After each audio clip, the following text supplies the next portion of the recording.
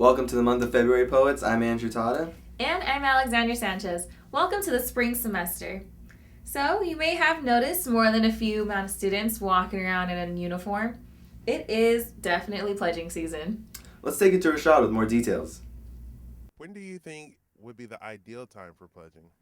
I think that the ideal time for pledging would be during Jan term because there's only one class that you're focused on. And yes, it is every day and it's more of work, but there's also time that there's only one class, so you don't have different classes that you have to go to every day like you do in spring semester.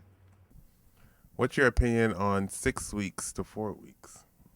I like 4 weeks a little bit better. I think 6 weeks is a little too draining, a little too long for both the actives that are already part of the society as well as the new members coming in. So I feel 4 weeks will actually be a better amount of time for us to do our new member education. Thanks, Rashad. So some of you may have attended the MLK celebration. Well, it is Black History Month. Indeed. Victoria Esker met up with President of the Black Student Union, Davia Lamy. Let's check it out. It's February, the kickoff of Black History Month. I sat down with the president of the Black Student Union, Davia Lamy, to see what plans are in store for our campus. Black Student Union is basically a group of students on campus that meet weekly. They talk about the upcoming issues in the news, we plan events, and we just all together want to have a good support group on campus. Anyone is welcome. Our meetings are on Tuesdays at 6:30, and they're usually held in the December house. MLK Day, we had a celebration in the club. We had singing, dancing. We had someone come and did a rendition of Martin Luther King. We had people speak, and it was just a great celebration. It lasted for about 2.5 hours, and everyone was there, really stayed. So it was a good event. We had Lord Byron visit. He is a theater major, and he's always been interested in studying theatrics. From age 8, he memorized the MLK speech, and he's performed it over 25 times, I want to say. And his rendition of Martin Luther King's speech really moved the entire crowd. I remember sitting there and just having the chills run down my spine. And every year, he says the same speech, but every year it gives a different impact on the crowd. Black History Month, we're kicking off this Tuesday our first meeting in the Nixon room in the library.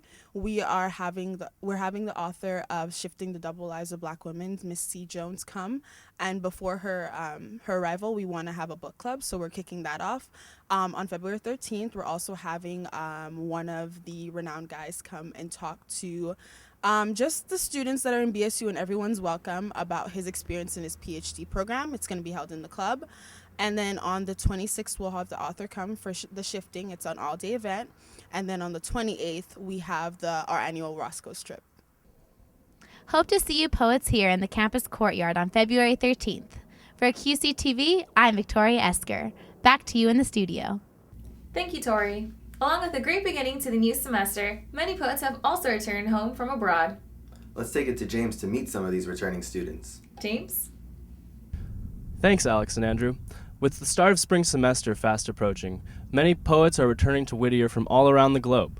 We're here to get the inside scoop on some of the study abroad countries and stories that they have to share with us. Went to, I think, 6 cities in Spain, mostly in Andalusia, which is the southern part of it. Granada, Malaga. We did go to Madrid as well, and saw a lot of churches and art in each of these cities. The thing that did stick out was that water and soda cost a lot more than alcohol. So you could, in both countries, but mostly Spain, because in Morocco, a lot of the time in the Islamic culture, you can't drink. So, and it was kind of more treated as a socially has to have alcohol with dinner thing than in the United States. And that was interesting and made for an interesting type of people to hang out with. This has been James Kroll reporting for QCTV. Back to you at the studio. Thanks, James. Now it's time for Poet Sports. Russell? Welcome to another episode of Whittier College Sports Network. With the beginning of the spring semester brings the arrival of a multitude of spring sports seasons. One of these sports is men's lacrosse. I had a chance to sit down with poet junior captain Hunter Hall and get his take on the upcoming season. Hey there, folks. It's Russell Niswanger reporting from the Donald E. Graham Athletic Center with your Poets men's lacrosse captain and junior, Hunter Hall. Now, Hunter, what are the team's goals for this upcoming season? Our goals this upcoming season, being above 500, and always competing and always trying to get to the national championship. Now, Hunter, what do you think the team needs to improve upon this season to reach that goal? Big goals this year are shooting percentage, as well as teamwork, and just having good chemistry on the field. Come catch your boys as they open up the season at home February 19th versus Mooresville State. Also, baseball season is coming up around the corner. They have their home opener February 15th at home versus Caltech. This has been Russell Niswanger reporting for Whittier College Sports Network. Lot to look forward to with our Whittier College sports teams. Now for a very special segment, our Poet Spotlight. For this month's Poet Spotlight, Storm interviewed freshman Jacob Clamer. Let's check it out. For the month of February, we have our new Poet Spotlight, and for this month, we've chosen a new student who calls himself Clamer. His name is almost as much of a mystery as the things he carries around in his pocket. From his Shakespearean dialogue to his plaid jacket, this kid is probably one of the biggest characters you will meet on campus. Let's get some details from him and some of his friends. Probably the thing I like the most about Clamer is that he's not afraid to show his unabashed oddities. The thing that make Clamer who Clamer is. For instance, his jacket that he wears all the time. I'd like to call it the coat of many pockets because it has so many pockets and each one of them is filled with just the randomest crap you could find. Like he has a bag of metal wrapped in a Norwegian flag. How do you explain that? That's only something I can imagine Clamer doing. He carries a rubber chicken in his pocket, tarot cards, scrap of metal. I always feel safe walking with him in Uptown. I'm here with new freshman, Clamer, and you're in the play, right? Indeed. How's that going? Well, it's going chillfully thus far. I'm not. It's a little soon to tell, but I'm feeling good about it. What's your role in the play? I play Elvis. Indeed. Tell us about that character. It's Elvis Presley, the famous 50s, 60s, and 70s person. The singer, songwriter, that sort of thing. Now, Clamer, you're famous for your unique way of talking.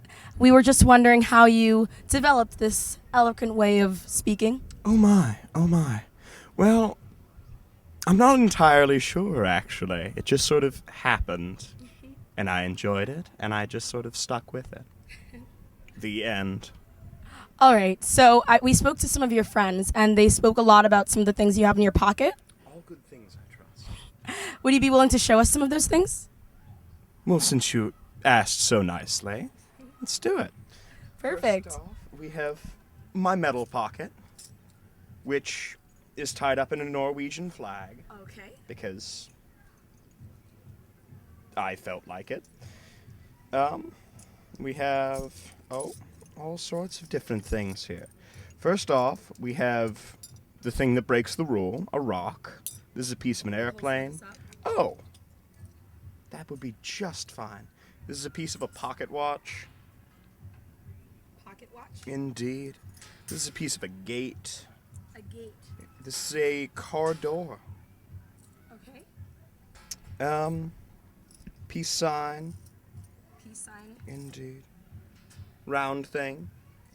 So you carry all these things around in your pocket? Yeah. Other round thing. Do they ever come in handy? Usually not. If it comes in handy, it goes in my other pockets. Okay. My regular pockets. These are just I enjoy them for the novelty of it, don't you know? Now, you had a situation where you actually got stopped by the police, and they saw some of the things in your pocket. What did they say? Well, first off, they weren't going to search me, but my metal pocket clanked against the car door, so they asked me to empty out all of my pockets. And one thing I carry around is a deck of tarot cards and some other things, I guess, that are strange. So while they were making the report, this was a verbatim quote.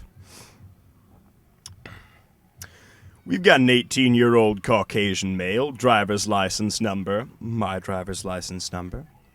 He's some sort of witch doctor. That was awesome. Yeah, he looks like a pretty entertaining guy. I'm definitely going to watch his play. And speaking of plays, we got upcoming events. So for the month of February, we have the dance team showcase on the 16th, and then we have Senate elections going on, and there's the Writers Festival. You forgot to mention Valentine's Day, Andrew. Oh, yeah. Valentine's Day, for those who may not know, is on the 14th, and Whittier College knows how to celebrate. Make sure to stop by Club 88 to see all the festivities going on. Well, that's it for this month here at QCTV. Hope to see you next month, and till then, make sure you follow us on Facebook, YouTube, Instagram, Twitter, if there's anything else. And speaking of Instagram, K-Poet and QCTV are partnering up to have a contest to give one of you guys a free iPod. Oh, wow. Yeah. So if you want to learn more, stop outside the CI when Dance Team's selling tickets, and you could have a chance to win yourself a free iPod at the showcase on February 16th at 2 p.m. All right, well, that wraps it up here. I'm Alexandra Sanchez. And I'm Andrew Tata. See you next month.